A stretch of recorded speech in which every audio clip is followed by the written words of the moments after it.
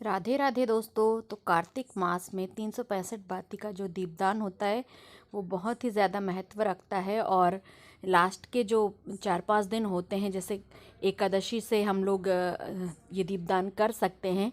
तो इसे बनाना बहुत ही आसान है, बहुत ही सरल विधि से हम इसे बना सकते हैं। इसके लिए हमें ये नारियल का गोला लगता है, इसे पाली दीपदान भी कहा जाता है। और ये नारियल ना हम किसी घर के किसी पुरुष से हम कटवा सकते हैं।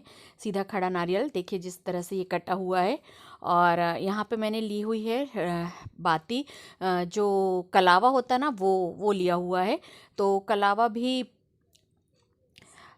3 के उसमें आता है, 4 लड़ी का आता है, 6 लड़ी का आता है, 8, 12 बहुत सारी लड़ियों का जैसे ये धागा ऐसे निकल रहा है। तो हम इसके हिसाब से, मेरा जो कलावा है ये 8 बाती का है, तो मतलब मेरी 8 बाती इससे निकलेंगी।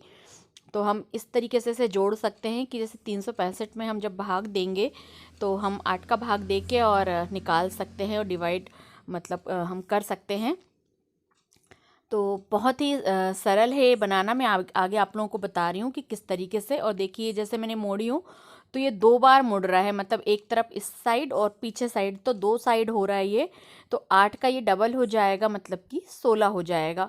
तो इस तरीके से भी आप इसे कर सकते हैं। और ये जो दीपदान किया जाता है 11 के दिन, यदि आप करना है तो फिर चावल और जो लाई होती है उसका यूज़ ना करें, वो ना डालें दीपदान में। तो मैंने यहाँ पे तिली भी रखी हुई है कि 11 के दिन यदि आप कर रहे हैं तो सफ़ेद तिली आप उस पर डाल सकते हैं और ये दीपदान कर सकते हैं। और कार्तिक में मतलब बहुत ही ज़्यादा महत्व है। जैसे हम 300 पूरे साल के हम दीपदान नहीं कर पा रहे हैं तो हम ये 365 बाती का दीपदान कर सकते हैं एक ही बार में। और काफ़ी जगह जैसे 11 के दिन हम तुलसी में कर सकते हैं। साथ ही हम किसी देवालय में जाके, शंकर जी के मंदिर में या राधा कृष्ण मंदिर में जाके ये दीपदान कर सकते हैं। हम किसी गंगा के किनारे या किसी पवित्र नदी के किनारे ये दीपदान कर सकते हैं। तो देखिए मैं आपको करके बता दे रही हूँ कि किस तरीके से आपको निकालना है। जैसे मेरे 8 बाती का मेरा जो है धागा कलावा वो है, तो मैं यहाँ भाग दे रही हूँ और आपको समझ में आ जाएगा। तो आप लोग इस तरीके से कर सकते हैं। तो मेरा आया है 45 पॉइंट कुछ आया था, तो मैंने ना 46 ले लिया है, 46 ले लिया है। तो 46 में ये आ रहे हैं 368 हमारी बाती बन के तैयार होगी। तो हम 2 बाती उसमें से हटा सकते हैं, या आपको 365 ही रखना है तो आप 3 बाती हटा सकते हैं। तो मैं 2 बाती मैंने हटाई थी, क्योंकि अधिक मास वाला ये हमारा साल था, इसलिए मैंने 2 बाती बस हटाई थी, 366 बाती रखी थी।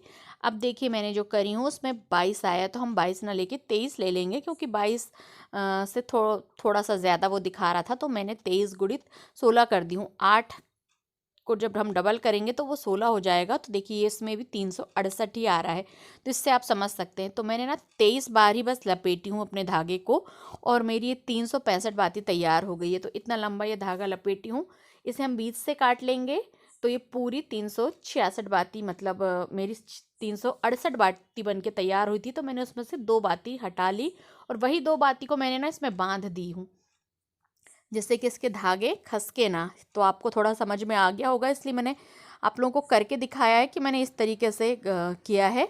और बस हमें इसे रखना है गोले में। देखिए गोला ना हो तो आप बड़े दिए में रख सकते हैं। छोटे दिए में यदि आपसे बन रहा है, अच्छे से वो समा रहा है हमारी बाती, तो आप छोटे दिए में भी रख सकते हैं। लेकिन अगर गोले में रखेंगे तो उसका फल थोड़ा ज़्यादा मिलता है। तो बस बुज़ुर्ग कहते हैं ऐसा, तो मैं उस हिसाब से करती हूँ। तो यहाँ पे मैंने ना घी डाली हूँ, और साथ ही मैंने थोड़ा सा कपूर डाली हूँ। ये बारीक जो कपूर है ना, उसे पूरे मैंने बूरा कर लिया है और उसे डाली हूँ, क्योंकि जिससे अच्छे से हमारी बाती पूरी जल जाएगी। और घी को थोड़ा हम पिघला के डालेंगे ना, तो घी भी हमारा बहुत कम लगेगा, ज़्यादा यूज़ नहीं होता है, कम ही लगता है।